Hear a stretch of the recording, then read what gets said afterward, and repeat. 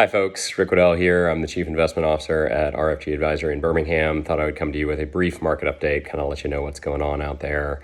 The S&P 500 has had a rough couple of trading days. We are down about 9.5% over the past couple of sessions, down to about 3750 on the S&P 500, which is a new low for the year.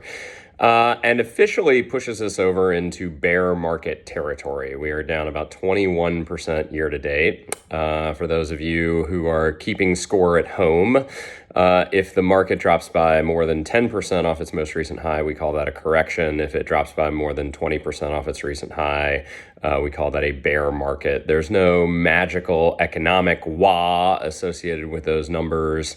This is actually the second bear market since 2018. 2020 COVID bear market was the one prior to that. And prior to that, you have to go all the way back to sort of the 2008 timeframe before we saw a bear market. Corrections are fairly common, bear markets a little bit less so.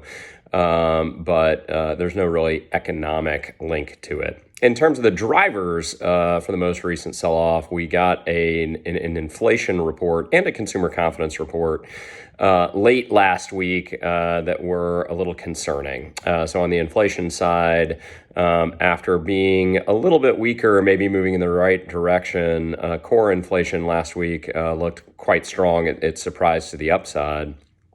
Which is really raising concerns in the marketplace that the Fed is going to have to raise interest rates a little bit faster and maybe to a little bit higher levels than previously thought in order to get that inflation under control. And then on the consumer confidence side, we continue to see a little bit of a weakening in consumer confidence, which, as we'll talk about, is actually something that's probably, in my mind, a positive, not a negative. But in any event, just like to remind everybody that the story of this sell-off has been the same story all year, which is there's too much demand out there relative to industry's ability to supply it. That's spurring inflation.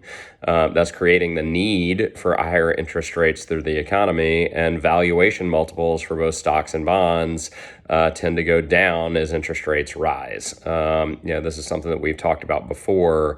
It's actually the mark, in an odd way. Good news is bad news is good news. It's actually the mark a little bit of a stronger economy than we'd like, meaning that the Fed has to cool it down a little bit faster than we'd like to, which is a negative for valuation multiples. That also brings me around to the consumer confidence point. I would just note that if we're going to see inflation cool off, we are going to need to see weaker consumer confidence and weaker spending levels and potentially even weaker unemployment numbers. A little bit of weakness in the core economy would not necessarily be a bad thing as we think about trying to cool off demand and think about, maybe lowering a little bit of the point where the Fed can level off interest rates. So that's what's going on out there. We have a Fed decision later this week in terms of how fast they are going to raise rates. I think the expectation may have crept up from 0.5% to 0.75%. We shall have to see.